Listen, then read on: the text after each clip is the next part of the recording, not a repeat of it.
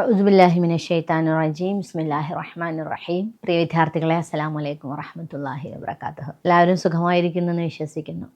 ഇൻഷാ അല്ലാഹ് ഇനി റമളാനിലൂടെ കുറച്ച് നാളുകൾ കഴിഞ്ഞാൽ നമ്മൾ പ്രവേശിക്കുകയായി. അപ്പോൾ ക്യൂ സ്പോട്ടിലൂടെ നിങ്ങൾ പഠിച്ച കാര്യങ്ങൾ കുറച്ചുകൂടി ആഴത്തിൽ ഒന്നിരുന്ന് വായിക്കുവാനും പഠിക്കുവാനും കൂടിയുള്ള അവസരമാണ്. അത് ഉപയോഗപ്പെടുത്തണമെന്ന് പറയുകയാണ്. ഇൻഷാ അല്ലാഹ് അല്ലാഹു അനുഗ്രഹിക്കട്ടെ. നമ്മുടെ ജീവിതത്തെക്കുറിച്ച് അല്ലാഹു സുബ്ഹാനഹു വ തആല വിശുദ്ധ ഖുർആനിൽ നമ്മൾ മനുഷ്യരെങ്ങനെയാണ് പടച്ചവനെ മറന്നു പോകുന്നതെന്നും എങ്ങനെയാണ് ഈ ഇഹലോക ജീവിതം എന്നെന്നും ഞാൻ ഈ ജീവിതത്തിൽ തന്നെ ഉണ്ടാകും, എനിക്കൊരു മരണമുണ്ടാവില്ല എന്ന വിചാരത്താൽ മനുഷ്യൻ എങ്ങനെയാണ് ഈ ജീവിതത്തോട് ഇങ്ങനെ കെട്ടുപിണഞ്ഞു കിടക്കുന്നത് എന്നും പല ഉദാഹരണങ്ങളിലൂടെയും അള്ളാഹു വിശുദ്ധ ഖുർആനിൽ വിശദീകരിക്കുന്നുണ്ട്. അതിൽ അള്ളാഹു സുബ്ഹാനഹു വ തആല നമ്മളുടെ നന്ദികേടിനെ കുറിച്ച് പറയുന്നുണ്ട്. മനുഷ്യർ എത്ര പെട്ടെന്നാണ് എല്ലാം മറന്നു പോകുന്നത് അതിനെക്കുറിച്ച് അള്ളാഹു പറയുന്നത്, നിങ്ങളൊരു കപ്പലിൽ യാത്ര ചെയ്യുന്നവരാണെന്ന് വിചാരിക്കുക. ദീർഘദൂര യാത്രയാണ്, അല്ലെങ്കിൽ 2-3 ദിവസം എടുക്കുന്ന യാത്രയാണ്. അങ്ങനെ ആ കപ്പൽ ഏകദേശം ഒരു നടുക്കടലിലെത്തിയ സമയത്ത് അങ്ങേയറ്റം ഭയാനകമായ, അല്ലെങ്കിൽ ആളുകളെ പേടിപ്പിക്കുന്ന തരത്തിലുള്ള മഴയും ഇടിമിന്നലും കൊണ്ട് ശക്തമായ ഒരു രാത്രി നിങ്ങൾക്ക് മുമ്പിൽ വന്നെത്തി. അങ്ങനെ നിങ്ങൾ വല്ലാതെ ഭയപ്പെട്ടു പോകും. കാരണം സ്വാഭാവികമായിട്ടും തിരമാലകൾ വന്ന് കപ്പൽ ആടി ഉലയാൻ തുടങ്ങും. കപ്പലിലെ മുഴുവൻ മനുഷ്യരും കടലിൽ മുങ്ങിപ്പോകുമോ, തങ്ങൾക്കിപ്പോൾ മരണം സംഭവിക്കുമോ എന്ന് പേടിക്കും. ആ സമയത്ത് എല്ലാവരും പേടിച്ചുകൊണ്ട് പടച്ചവനോട് പ്രാർത്ഥിക്കും. എന്നിട്ട് ആ മനുഷ്യരെ കുറിച്ച് അള്ളാഹു പറയുന്നത്, ആ മനുഷ്യർ പ്രാർത്ഥിക്കും, അള്ളാഹുവേ, ഈ അപകടത്തിൽ നിന്ന് ഞങ്ങളെ നീ രക്ഷിക്കണമേ നാഥ. ഈ അപകടത്തിൽ നിന്ന് ഞങ്ങളെ നീ രക്ഷിച്ചാൽ തീർച്ചയായിട്ടും ഞങ്ങൾക്കൊരു പുതിയ ജീവിതം കിട്ടിയതുപോലെയായിരിക്കും. അങ്ങനെയെങ്കിൽ ഞങ്ങൾ നന്ദിയുള്ള മനുഷ്യരായിട്ട് മാറും. തീർച്ചയായിട്ടും ഭൂമിയിൽ നല്ലത് ചെയ്യുന്ന, നന്ദിയുള്ള ധാരാളമായ ആരാധനാ കർമ്മങ്ങളും സൽക്കർമ്മങ്ങളും മനുഷ്യർക്ക് വേണ്ടി ധാരാളം സഹായങ്ങളും സേവനങ്ങളും ചെയ്യുന്ന, സ്വർഗത്തിന് അവകാശികളാകുന്ന നല്ല മനുഷ്യരായി, നന്ദിയുള്ള മനുഷ്യരായിട്ട് ഞങ്ങൾ മാറും. ഇങ്ങനെയായിരിക്കും പ്രാർത്ഥിക്കുക. എന്നിട്ട് അള്ളാഹു പറയുന്നുണ്ട്, അങ്ങനെ കുറച്ച് സമയത്തിന് ശേഷം മഴ നിന്നു, തിരമാലകൾ അടങ്ങി, സ്വാഭാവികമായും ആടി വരുന്ന കപ്പൽ നേരെ നിൽക്കാൻ തുടങ്ങി. അങ്ങനെ നിങ്ങൾ വലിയൊരു ഭീകരമായ ഒരു അന്തരീക്ഷത്തിൽ നിന്നും വലിയൊരു അപകടത്തിൽ നിന്നും രക്ഷപ്പെട്ടു. പക്ഷെ ആ മനുഷ്യരുടെ പിന്നീടുള്ള അവസ്ഥ എന്തായിരിക്കുമെന്നറിയുമോ? ആ സമയത്ത് അവർ നന്ദി കാണിക്കും, അൽഹംദുലില്ലാ എന്ന് പറയും, അള്ളാഹുവിന് സ്തുതി പറയും. പക്ഷേ കുറച്ച് ദിവസങ്ങൾ കൂടിപ്പോയാൽ അതിന് മണിക്കൂറുകൾ അല്ലെങ്കിൽ കുറച്ച് ദിവസത്തിൻ്റെ ആയുസ് മാത്രമേ ഉണ്ടാകൂ ആ നന്ദി പറച്ചിലിന്. പിന്നീട് അവരെല്ലാം മറക്കും. എങ്ങനെയായിരുന്നോ മുൻപ് ജീവിച്ചിരുന്നത് അതുപോലെ ഈ മനുഷ്യർ ജീവിക്കാനും തുടങ്ങും. ഇതാണ് മനുഷ്യൻ്റെ അവസ്ഥ എന്ന് അള്ളാഹു വിശുദ്ധ ഖുർആനിൽ പറയുന്നുണ്ട്. എന്നിട്ട് റബ്ബ് എല്ലാ മനുഷ്യരും ഇങ്ങനെ ഇഹലോകത്തോട് അള്ളിപ്പിടച്ച് കിടക്കുന്ന, ഭയങ്കരം ഈ സുഖത്തിലും ആസ്വാദത്തിലും മതിമറന്ന് ജീവിക്കുന്ന മനുഷ്യരെ കുറിച്ച് അള്ളാഹു സൂറത്ത് യൂനുസിലെ 24-ാമത്തെ ആയത്തിൽ ഇങ്ങനെയാണ് പറയുന്നത്, നിങ്ങൾക്കുള്ള ഉപമ, നിങ്ങളുടെ ഈ ജീവിതത്തിനെ കുറിച്ചുള്ള എല്ലാം മറന്ന് ജീവിക്കുന്ന, അള്ളാഹുവിൻ്റെ അടുക്കിലേക്ക് തിരിച്ചു പോകണമെന്നോ, അള്ളാഹുവിൻ്റെ അടുക്കൽ ഞങ്ങളുടെ കർമ്മപുസ്തകം രേഖപ്പെടുത്തി വെക്കേണ്ടി വരുമെന്നോ, എന്നിട്ട് സ്വർഗനരകം നിശ്ചയിക്കപ്പെടുമെന്നോ ബോധമില്ലാതെ ജീവിക്കുന്ന മനുഷ്യരുടെ ഉദാഹരണം ഇങ്ങനെയാണ് എന്ന് അള്ളാഹു സൂറത്ത് യൂനുസിലെ 24-ാമത്തെ ആയത്തിൽ പറയുന്നുണ്ട്. إنما مثل الحياة الدنيا كماء أنزلناه من السماء فاختلط به نبات الأرض مما يأكل الناس والأنعام حتى إذا أخذت الأرض زخرفها وزينت وظن أهلها أنهم قادرون عليها أتاها أمرنا ليلا أو نهارا فجعلناها حصيدا كأن لم تغن بالأمس كذلك نفصل الآيات لقوم يتفكرون. അല്ലാഹു സുബ്ഹാനഹു വ തആല ഈ ആയത്തിലൂടെ പറയുകയാണ്, നിങ്ങളുടെ ജീവിതത്തിൻ്റെ ഈ ഹലോകത്തോടുള്ള ഇഷ്ടത്തിൻ്റെ ജീവിതത്തിൻ്റെ ഉപമ ഇപ്രകാരമാകുന്നു. ആകാശത്തു നിന്നും നാം ജലം വർഷിച്ചു. അപ്പോൾ മനുഷ്യരും മൃഗങ്ങളുമെല്ലാം ഭക്ഷിക്കുന്ന ഉൽപ്പന്നങ്ങൾ ഭൂമിയിൽ തിങ്ങി വളർന്നു. അങ്ങനെ ഭൂമി വസന്തമണിഞ്ഞ് അലങ്കൃതമാവുകയും അതിൻ്റെ ഉടമകൾ തങ്ങൾ വിളവെടുക്കാൻ പോവുകയാണ്, വിളവെടുക്കാനെല്ലാം സെറ്റായിട്ടുണ്ട് എന്ന് കരുതുകയും ചെയ്തപ്പോൾ പെട്ടെന്ന് രാത്രിയോ പകലോ നമ്മുടെ വിധി അതിനെ പിടികൂടുന്നു. അങ്ങനെ നാം അതിനെ നിശേഷം നശിപ്പിച്ചു കളയുകയും ചെയ്യുന്നു. ഇന്നലെ അവിടെ ഒന്നും തന്നെ മുളച്ചിട്ടേ ഇല്ലാത്തതുപോലെ ആ ഭൂമിയായി മാറുന്നു. ചിന്തിച്ചു മനസ്സിലാക്കുന്നവർക്ക് നാം ഈ വിധം ദൃഷ്ടാന്തങ്ങൾ വിവരിച്ചു കൊടുക്കുകയാണ്. അള്ളാഹു പറയുന്നത്, നിങ്ങളുടെ ഉദാഹരണം യഥാർത്ഥത്തിൽ ഒരു മഴ പെയ്യുമ്പോൾ ഉണ്ടാകുന്ന ഭൂമിയെ പോലെയാണ്. എന്ന് പറഞ്ഞാൽ അള്ളാഹു ആകാശത്തു നിന്ന് മഴ വർഷിപ്പിക്കുന്നു. സ്വാഭാവികമായിട്ട് മഴ വർഷിക്കുമ്പോഴേ വിത്തുകൾ നമ്മൾ നേരത്തെ വിത്തിട്ടിട്ടുണ്ടാകും. അങ്ങനെ മണ്ണ് അതിനു വേണ്ടി സെറ്റാക്കിയിട്ടുണ്ടാകും. കൃഷിക്ക് വേണ്ടിയിട്ട് നമ്മൾ മണ്ണൊക്കെ ഉഴുത് മറിച്ച് അതിനെ വിത്തിട്ട് അങ്ങനെ കാത്തിരിക്കുകയാണ്. നമ്മൾ സാധാരണ വെള്ളമൊക്കെ ഒഴിക്കാറുണ്ട്. ആ സമയത്ത് നല്ല മഴ കിട്ടുമ്പോൾ സ്വാഭാവികമായിട്ടും കൃഷിയൊക്കെ തഴച്ച് വളർന്നു. എന്താണോ നമ്മൾ നട്ടതൊക്കെ നിങ്ങൾ തഴച്ച് വളർന്നു. അങ്ങനെ അത് പൂക്കുകയും കായ്ക്കുകയും ചെയ്തു. അങ്ങനെ വസന്തമണിഞ്ഞു. അല്ലാഹു സുബ്ഹാനഹു വ തആല പറഞ്ഞു, ഭൂമി കാണുമ്പോൾ ഭയങ്കര, നമ്മൾ ചിലപ്പോഴും കാണലുണ്ട് അല്ലേ, ഇപ്പോൾ സൺഫ്ലവറിൻ്റെ ഒരു പൂന്തോട്ടം നമ്മളൊന്ന് സങ്കല്പിച്ച് നോക്കുക.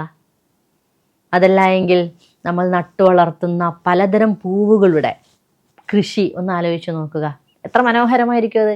ആകെ ഇങ്ങനെ വസന്തമായി കൺകുളിർമയുള്ള അതിമനോഹരമായ ദൃശ്യമായിരിക്കും അത്. അല്ലെങ്കിൽ നിറയെ പൂത്ത് നിൽക്കുന്ന ഒരു ആപ്പിൾ മരങ്ങളുടെ ഒരു ഇടം ഒന്ന് സങ്കല്പിച്ച് നോക്കുക. അല്ലെങ്കിൽ ഓറഞ്ച് ഇങ്ങനെ കായ്ച്ചു നിൽക്കുന്ന വലിയ വിശാലമായ ഒരു കൃഷിയിടം. അതല്ല എങ്കിൽ വിശാലമായി കായ്ച്ചു നിൽക്കുന്ന ഒരു നെൽപ്പാടത്തെക്കുറിച്ചൊന്ന് സങ്കല്പിച്ച് നോക്കുക. ഇങ്ങനെ ഒരു മനുഷ്യർക്ക് നോക്കുന്ന സമയത്ത് വിളവെടുക്കാൻ പാകത്തിന്, അതാണ് അല്ലാഹു സുബ്ഹാനഹു വ തആല പറയുന്നത്. കൃഷിക്കാരൻ വിചാരിക്കും ഇന്നോ നാളെയോ അത് വിളവെടുക്കുവാൻ വേണ്ടി സെറ്റായിട്ടുണ്ട്, അതിങ്ങനെ പഴുത്ത് പാകമായിട്ടുണ്ട്. അതല്ലെങ്കിൽ നമ്മൾക്കിങ്ങനെ സങ്കല്പിച്ചാൽ മനസ്സിലാകും. ഒരു കുഞ്ഞു കർഷകനെ സംബന്ധിച്ചിടത്തോളം കൺകുളിർമ ഉണ്ടാക്കുന്ന കാര്യമാണ്. ഒരു തക്കാളി കൃഷിയാണ് നടത്തുന്നതെങ്കിൽ അതിങ്ങനെ എല്ലാ ചെടികളിലും തക്കാളി ഇങ്ങനെ പഴുത്ത് പാകമായി നിൽക്കുന്നത് ഒന്ന് സങ്കല്പിച്ച് നോക്കുക. എന്ന് പറഞ്ഞാൽ മനുഷ്യനെ വിചാരിക്കുകയാണ്, ഞാൻ 1-2 ദിവസം കൊണ്ട് ഞാനിത് വിളവെടുക്കും. ഒക്കെ റെഡിയായിട്ടുണ്ട്, സെറ്റായിട്ടുണ്ട് അല്ലേ. അങ്ങനെ വിളവെടുക്കാൻ ആഗ്രഹിച്ച് അത് സ്വപ്നം കണ്ട് അത് പ്രതീക്ഷിച്ച് നിൽക്കുന്ന ഒരു കൃഷിക്കാരൻ, അതാണ് നിങ്ങൾ അങ്ങനെ നിങ്ങളെ തന്നെ സങ്കല്പിക്കുക. എന്നിട്ട് അള്ളാഹു പറയുന്നു, രാത്രിയോ പകലോ ഒരു മുന്നറിയിപ്പുമില്ലാതെ അള്ളാഹുവിൻ്റെ വിധി അതിൽ നടപ്പായി. എന്ന് പറഞ്ഞാൽ അതെന്ത് ചെയ്തു? ഒരു വലിയ മഴ, അതല്ലെങ്കിൽ വലിയ ഒരു പേമാരി, അല്ലെങ്കിൽ ഉരുൾപൊട്ടലോ, അല്ലെങ്കിൽ വെള്ളപ്പൊക്കമോ, അല്ലെങ്കിൽ അതിശക്തമായ ശൈത്യമോ കൊണ്ട്, നമ്മൾ കഴിഞ്ഞ ഉദാഹരണങ്ങളിലൊക്കെ ക്ലാസ്സുകളിൽ പഠിച്ചിരുന്നു, കൊണ്ടെന്ത് ചെയ്തു? അത് പാടെ നശിപ്പിച്ചു കളഞ്ഞു. റബ്ബ് സുബ്ഹാനഹു വ തആല പറഞ്ഞത് എങ്ങനെയാണ് നശിപ്പിച്ചതെന്ന് വെച്ചാൽ, അവിടെ ഒരു പുല്ലുപോലും മുളച്ചിട്ടില്ല എന്നതുപോലെ ആ ഭൂമിയായി മാറും. പറ്റ കിളച്ച് മറച്ച് കിടക്കുന്ന ഭൂമി പോലെ. ചിലപ്പോൾ ചെളിക്കൂമ്പാരം മാത്രമായിരിക്കും അത്. അവിടെ ഇന്നലെ ഒരു മനോഹരമായ സൂര്യകാന്തി പാടമുണ്ടായിരുന്നു എന്ന് പോലും സങ്കല്പിക്കാൻ സാധിക്കാത്ത വിധത്തിൽ ചെളി നിറഞ്ഞു കിടക്കുന്ന ഒരു മണ്ണ്, അതൊരു ചെളിക്കട്ടകൾ കൊണ്ട് മൂടിയിരിക്കുന്ന വിശാലമായ ഒരു പ്രദേശമായിട്ട് മാത്രം അത് അവശേഷിക്കുന്നു. നിങ്ങളൊന്ന് സങ്കല്പിച്ച് നോക്കുക. സുനാമിയെക്കുറിച്ച് നിങ്ങൾക്ക് ചിലപ്പോൾ അനുഭവിച്ചിട്ടുണ്ടാവില്ല, പക്ഷെ നിങ്ങളുടെ പാരൻസിനോടൊന്ന് ചോദിച്ചു നോക്കിയാൽ മതി. സുനാമി വന്ന സമയത്ത് ചില പ്രദേശങ്ങൾ, ഇപ്പോൾ ചൂരൽമലയിലും മുണ്ടക്കൈയിലൊക്കെ ഉരുൾപൊട്ടലുണ്ടായ സമയത്ത് അവിടെയുള്ള നിങ്ങളുടെ പ്രായമുള്ള കുട്ടികൾ പറയുന്നുണ്ട്, ഇവിടെയായിരുന്നു ഞങ്ങളുടെ സ്കൂള്. ഏത് കാണിച്ചിട്ടാണ് അവർ പറയുന്നത്? ചെളിക്കട്ട കൊണ്ട് നിറഞ്ഞ മരങ്ങളും മറ്റു അഴുക്കുകളും നിറഞ്ഞ മാലിന്യങ്ങൾ, കുത്തിയൊലിച്ചു വന്ന മാലിന്യങ്ങൾ ഇങ്ങനെ ചെളിയിൽ പുതഞ്ഞു കിടക്കുന്ന മണ്ണ് കാണിച്ചിട്ടാണ് അവർ പറയുന്നത്, ഞങ്ങളുടെ സ്കൂൾ ഇവിടെയായിരുന്നു, ഞങ്ങളുടെ മദ്രസ ഇവിടെയായിരുന്നു, ഞങ്ങളുടെ കളി മൈതാനം ഇവിടെയായിരുന്നു. എന്നിട്ട് അല്ലാഹു സുബ്ഹാനഹു വ തആല പറയുന്നു, അങ്ങനെ ഒന്നും ഇതുവരെ മുളച്ചിട്ടേയില്ലാത്തതുപോലെ അതിനെ നശിപ്പിക്കുന്നു. എന്നിട്ട് റബ്ബ് പറയാണ്, തീർച്ചയായിട്ടും നിങ്ങളിതിനെക്കുറിച്ച് ചിന്തിക്കുക, ചിന്തിക്കുന്ന മനുഷ്യർക്ക് ദൃഷ്ടാന്തമുണ്ട് എന്ന് പറഞ്ഞാൽ മനുഷ്യരായ നമ്മളോട് പറയുകയാണ്, ഇതൊക്കെയും ഒരു നിമിഷം കൊണ്ടില്ലാതാവുന്നതാണ്. തീർച്ചയായിട്ടും നിങ്ങളൊക്കെയും മരണം ആസ്വദിക്കുക തന്നെ ചെയ്യും. കുല്ലു നഫ്സിൻ ദാഇഖത്തുൽ മൗത്ത്, എല്ലാ മനുഷ്യരും മരണം ആസ്വദിക്കുക തന്നെ ചെയ്യും, രുചി നോക്കുക തന്നെ ചെയ്യും. ഇതിലേക്ക് നമ്മൾ മനസ്സിലാക്കേണ്ടുന്ന വേറൊരു ആയത്തുണ്ട്. പ്രവാചകൻ സല്ലല്ലാഹു അലൈഹി വസല്ലം പറയുന്നുണ്ട് സ്വഹാബാക്കളോട്, വലിയ ഒരു ബഹർ, കടൽ കാണിച്ചിട്ട്, ഈ കടലിലെ വെള്ളം നിങ്ങൾക്ക് എണ്ണത്തിട്ടപ്പെടുത്താൻ സാധിക്കുമോ? എന്നിട്ട് അള്ളാഹുവിൻ്റെ പ്രവാചകൻ പറയുന്നുണ്ട്, അദ്ദേഹത്തിൻ്റെ ഒരു വിരൽ അതിലേക്ക് മുക്കിയിട്ട് ഈ വിരലിലെ അറ്റത്തിൽ പിടിച്ചിരിക്കുന്ന ഒരു തുള്ളി വെള്ളമുണ്ടല്ലോ, ആ വെള്ളമാണ് ഈ ഇഹലോകം. ആ കടലുണ്ടല്ലോ, ആ കടലിൽ കാണുന്ന എണ്ണിത്തിട്ടപ്പെടുത്താൻ സാധിക്കാത്ത വെള്ളമുണ്ടല്ലോ, അതാണ് പരലോകമെന്ന് പ്രവാചകൻ സല്ലല്ലാഹു അലൈഹി വസല്ലം പറയുന്നുണ്ട്. എന്ന് പറഞ്ഞാൽ നിങ്ങൾ കാണുന്ന ഈ വലിയ ഒരു കടലിൻ്റെ അത്രം വിശാലമാണ് അന്ത്യനാളെന്ന് പറയുന്നത്. അവിടെയുള്ള പരലോക ജീവിതം എന്ന് പറയുന്നത് അത് അന്ത്യമില്ലാത്തതാണ്. എന്നാലോ ഈ ഇഹലോക ജീവിതം എന്ന് പറയുന്നത് വളരെ നിസ്സാരമാണ്, വളരെ കുറച്ചാണ്. നിങ്ങളത് മനസ്സിലാക്കണം. നിങ്ങളിങ്ങനെ ഇതിൻ്റെ എല്ലാ ആഘോഷത്തിലും, ഇതിൻ്റെ എല്ലാ പകിട്ടിലും, ഇതിൻ്റെ എല്ലാ ആനന്ദത്തിലും സന്തോഷത്തിലും ഇങ്ങനെ മതിമറന്ന് ജീവിക്കുന്ന സമയത്ത് തീർച്ചയായിട്ടും കൃഷിക്കാരനെ പോലെ ഞാൻ ഇന്ന് വിളവെടുക്കും, നാളെ വിളവെടുക്കുമെന്ന്, എന്നിട്ട് അത് വിറ്റ് കിട്ടുന്ന പണം, അതുകൊണ്ടുണ്ടാക്കാൻ പറ്റുന്ന വീട്, അല്ലെ അതുകൊണ്ട് വാങ്ങാൻ പറ്റുന്ന കാര്യങ്ങൾ, അതുകൊണ്ടുണ്ടാക്കേണ്ടുന്ന അങ്ങനെ കുറേ സ്വപ്നങ്ങൾ കണ്ട് നടക്കുന്ന ഒരു മനുഷ്യനെ ഒരു സുപ്രഭാതത്തിൽ ഉറങ്ങി എഴുന്നേറ്റ് നോക്കുമ്പോഴത്തേക്കും ഒന്നും കാണാനില്ലാത്ത ഒരു നെൽപ്പാടത്തെക്കുറിച്ച്, കൃഷിപ്പാടത്തെക്കുറിച്ച് ആ കർഷകൻ എങ്ങനെയായിരിക്കും അത് അക്സെപ്റ്റ് ചെയ്യുക? ഇതുപോലെയാണ് മനുഷ്യനെയും. നമ്മളിങ്ങനെ വിചാരിക്കും, എന്താണ് ഇന്ന് ക്ലാസ് വിട്ട് ഞാൻ വീട്ടിലേക്ക് എത്തുമെന്ന് ഉറപ്പുള്ള എത്ര പേരാണ് നിങ്ങളുടെ കൂട്ടത്തിലുള്ളത്? നിങ്ങൾ കളിമൈതാനത്ത് കളിച്ചു കൊണ്ടിരിക്കുമ്പോൾ അതേ രീതിയിൽ തന്നെ നിങ്ങൾ വീട്ടിലേക്ക് തിരിച്ചു വരുമെന്ന് നല്ല ഉറപ്പുണ്ടോ? നിങ്ങളൊരു ടൂറ് പോയിരിക്കുന്നു, അതേ രീതിയിൽ തന്നെ വീട്ടിലേക്ക് തിരിച്ചു വരുമെന്ന് വല്ല ഉറപ്പും നമുക്കുണ്ടോ? ഞാൻ നേരത്തെ സൂചിപ്പിച്ചു, കേരളത്തിലെ നമ്മളെ ഞെട്ടിച്ചു കളഞ്ഞ ഉരുൾപൊട്ടൽ അല്ലേ? അവിടെയുള്ള ഒരു വിദ്യാർത്ഥി പത്രപ്രവർത്തകരോട് പറയുന്ന ഒരു സീനുണ്ടായിരുന്നു, നിങ്ങളൊക്കെ കണ്ടിട്ടുണ്ടാവും. ആ മോൻ പറഞ്ഞത്, എനിക്കിപ്പോൾ ചെറിയ മഴ പോലും കാണുമ്പോൾ പേടിയാണ്. കാരണം ഞങ്ങൾ ഉറങ്ങാൻ കിടക്കുന്ന സമയത്ത് ചെറിയ മഴയുണ്ടായിരുന്നാൽ പിന്നീട് അതൊരു വലിയ മഴയും പിന്നെ പേമാരിയുമായി തീർന്നു, പിന്നെ ഒന്നും അറിയില്ല. രാവിലെ എഴുന്നേറ്റ് നോക്കുമ്പോഴത്തേക്കും കുടുംബത്തിൽ താൻ മാത്രമായി അവശേഷിക്കുന്ന ഒരു സമയം. ബാക്കി എല്ലാവരും മരിച്ചു പോയിരിക്കുന്നു, എല്ലാം നശിച്ചു പോയിരിക്കുന്നു. ഇപ്പോഴെനിക്ക് ചെറിയ മഴ പോലും കാണുമ്പോൾ പേടിയാണെന്ന് ആ മോൻ പറയുന്നുണ്ട്.